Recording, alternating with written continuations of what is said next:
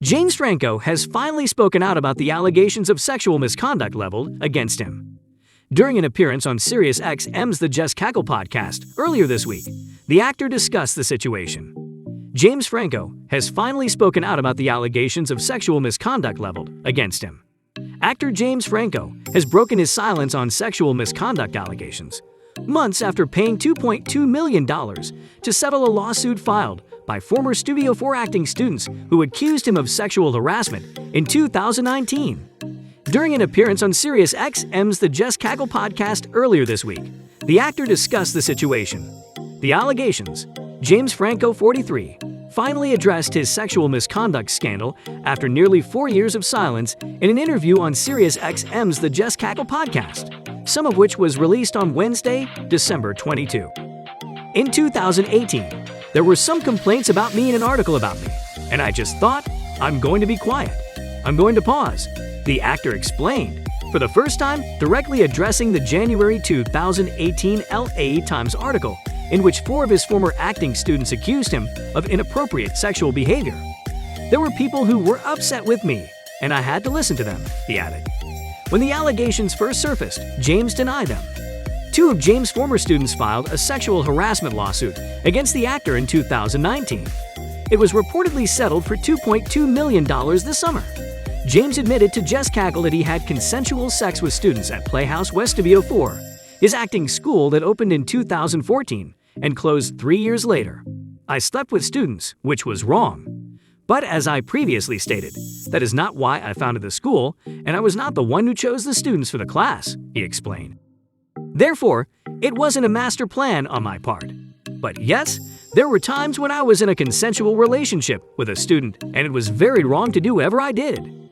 The Eat, Pray, Love star also explained why he waited so long to address the allegations. Damon Young, a writer, once said that when something like this happens, the natural human instinct is to just make it stop. You just want to get ahead of it and do whatever you need to do to apologize. Get it done.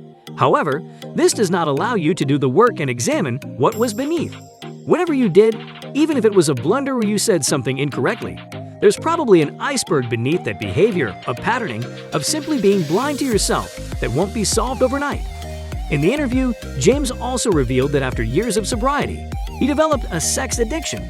It's such a potent drug, he said. I was hooked on it for the next 20 years. The most pernicious aspect of this is that I remained alcohol-free throughout, and I was constantly attending meetings during that time. I even attempted to sponsor others. So I was thinking to myself, oh, I'm sober. I'm living a spiritual life, but on the side, I'm acting out in all these other ways that I couldn't see. Speaking further about his sex addiction, James stated that he cheated on everyone and couldn't be faithful to anyone until he began dating current girlfriend Isabel Paxad. Throughout his sexual encounters, he was completely blind to power dynamics and people's feelings, he said. I didn't want to cause harm to anyone. In fact, I wasn't much of a one-night stand guy, James admitted. I'd see people I'd gotten together with or dated for a long time, years. It's just that I couldn't attend any of them. And the behavior escalated to the point where I appear to be harming everyone. James Franco appearance on SiriusXM's The Just Cackle podcast. Though Franco initially remained silent about his personal life and the allegations leveled against him, he has continued to work since 2018, albeit without Rogen's collaboration. In 2018, he directed The Pretenders in Zeroville, and in 2019, he executive produced and starred in HBO's The Deuce. It's unclear what Franco's return to public life will mean for his career, but hopefully, would-be collaborators will follow Rogen's lead and explicitly condemn him. Franco, 43, blamed addiction to work and sex for his public struggles over the years in an interview on SiriusXM's The Just Cackle podcast, which is set to be released in its entirety Thursday. In his new interview, the California native explained that he decided to pause for several years before commenting on the new allegations. I've just been doing a lot of work, the Deuce alum explained, detailing his activities since 2018. I was in recovery for substance abuse before, and there were some issues that I had to deal with that were also related to addiction.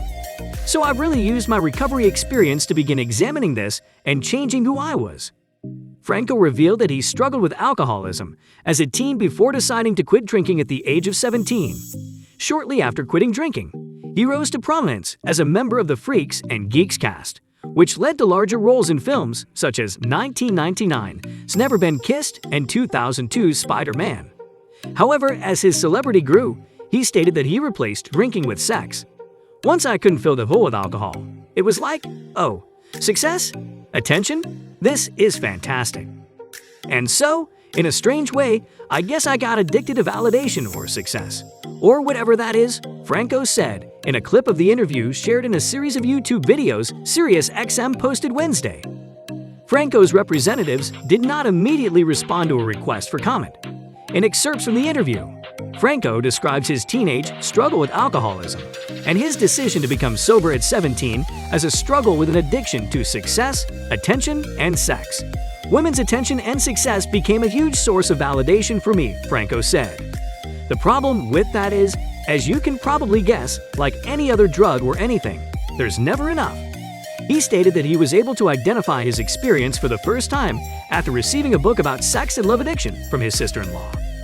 "When I read this book, it hit me like a bullet and I was like, oh my God, that's me," Franco explained. "It's such a powerful drug, and I became addicted to it for the next 20 years. In their 2019 lawsuit, Sarah Tyler Kaplan and Tony Gall claimed that Franco coerced them and other Studio 4 students into filming overt sexual acts. The suit accused Franco of attempting to sexualize their power and fame by dangling the prospect of employment in film and television to aspiring actors in exchange for explicit nudity, sex, and, as Franco put it, the pushing of boundaries at Studio 4. Both parties issued a joint statement in which Franco denied all allegations of misconduct. While defendants continue to deny the allegations in the complaint, they acknowledge that plaintiffs have raised important issues, and all parties strongly believe that now is a critical time to focus on addressing the mistreatment of women in Hollywood, according to the joint statement issued in June. Franco denied on Wednesday that he used his acting school to create a pipeline of young women for exploitation in the name of education, claiming that he had consensual sex with students. Franco described naming one of his acting school courses Masterclass, Sex Scenes, as one of the stupidest things I ever did, calling it a poor attempt to be provocative. "I didn't have any sexual relations with anyone in that class. However, during my teaching career, I did sleep with students, which was wrong," Franco admitted. When asked about the power dynamic between him and his students, Franco stated that if this is consensual, I think it's cool. Franco also addressed actor Seth Rogen's May announcement that he would no longer collaborate with him. "We aren't working together right now, and we don't have any plans to work together. Of course, it was hurtful in context, but I understand," Franco said. "Because I was silent, he had to answer for me. It's one of the primary reasons I wanted to speak with you today. I don't want Seth, my brother, or anyone else to have to answer for me. He was asked about me, and all I can say is that I absolutely adore Seth Rogen," Franco said. "I'd known him for 20 years. We hadn't had a fight in 20 years. There wasn't a single fight. As they met on Freaks and Geeks in 1999 and worked together on Sausage Party and Pineapple Express. He was my absolute closest work friend, collaborator. He had to answer for me, which I didn't want to do. So that's one of the main reasons I wanted to talk to you today. I don't want Seth, my brother Dave Franco, or anyone else to have to answer for me. This comes to the end of our show. It's been great having you guys on board. Hope you enjoyed the show.